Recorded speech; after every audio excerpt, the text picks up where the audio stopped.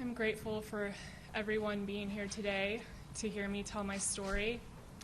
I am no longer comfortable staying silent about the things that have happened to me, and although this may come as a shock to many of you in this community, this is a reality that I have been living in for years, and I can no longer stand to not tell the story of what has profoundly affected my life in all of the events that we have alleged in our complaint.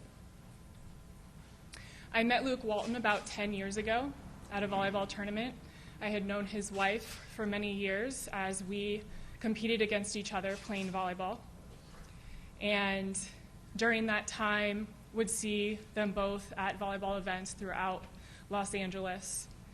And in 2013, Luke started working with me at Time Warner at the time while I was covering the Lakers, and he became one of our analysts.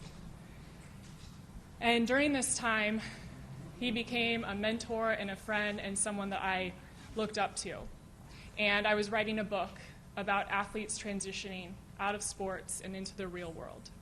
And I felt that based on our conversations, he would be a candidate to write the foreword for the book. And I asked him as my friend and colleague if he would be willing to do that, and he graciously agreed to do it.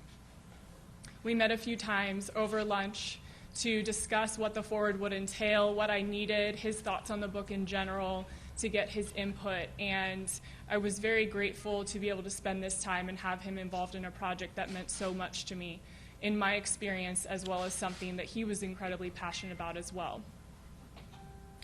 Once the book came out, he was already with the Warriors. And as it came out, I decided I wanted to give the book to anyone that had contributed as a gift. And I reached out to him knowing that he would be in town with the Warriors to play the Lakers in Los Angeles. And I asked him if we could meet up so I could give him the book personally, and he agreed. He said I could swing by his hotel and drop it off.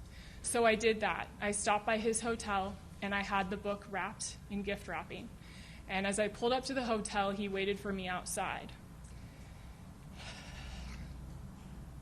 I got out and handed him the book, and we hugged, and he was so excited about it and was so happy to see me and asked me to park my car across the street because we hadn't seen each other in quite a while. He wanted to catch up and hear how things were going with the book. I agreed. I parked my car across the street, and as I walked into the hotel with him, I anticipated us walking into the lobby where we would hang out and catch up. And he started to walk towards the elevators. And I asked him where we were going, and he said up to his room. And I asked him why we were going up to his room, and he said because the players on his team were in the lobby, and he could not be around them. He didn't want to be seen in the lobby with the players. So I was hesitant, and he said, "Don't worry about it, it's me." And as someone that I trusted for a long time, I realized I shouldn't overthink it and follow his lead. I walked up to the hotel with him and continued to tell myself not to overthink it and that I could trust him. Out of nowhere, he got on top of me and pinned me down to the bed and held my arms down with all of his weight while he kissed my neck and my face and my chest. And as I kept asking him to please stop and to get off, he laughed at me.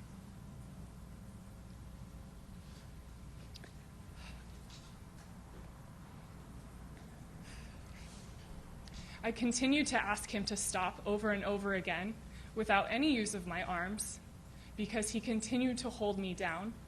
I could feel him rubbing his erection on me.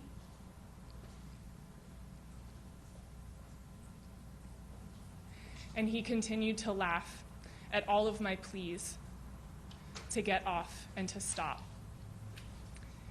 I thought he was going to rape me.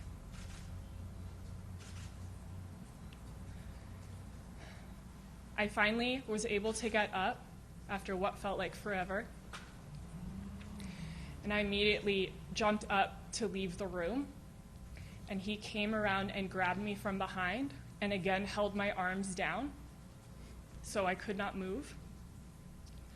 and started kissing my neck again. I kept begging him to please let go and to please stop, and he continued to laugh in my ear.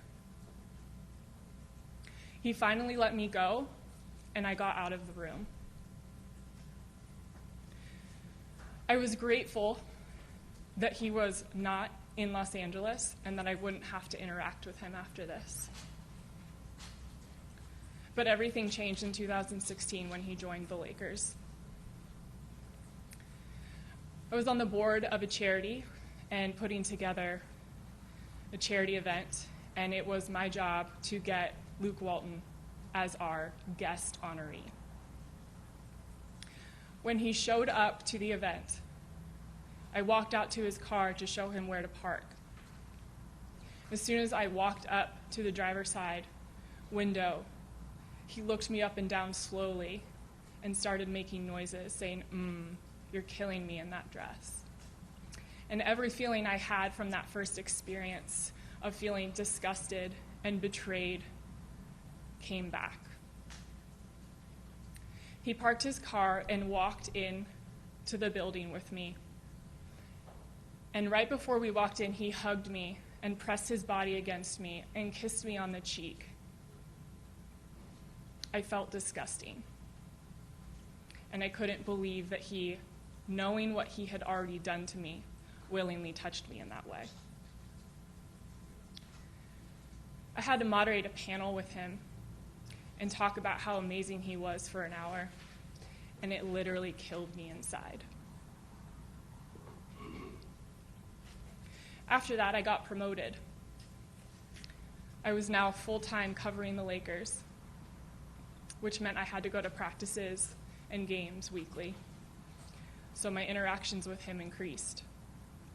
And every time I showed up to practice or games, he would be sure to hug me and kiss me on the cheek in a scrum of this size with many people around, and I couldn't do anything. I pretended to be completely normal this entire time, and I felt like I had nowhere to turn.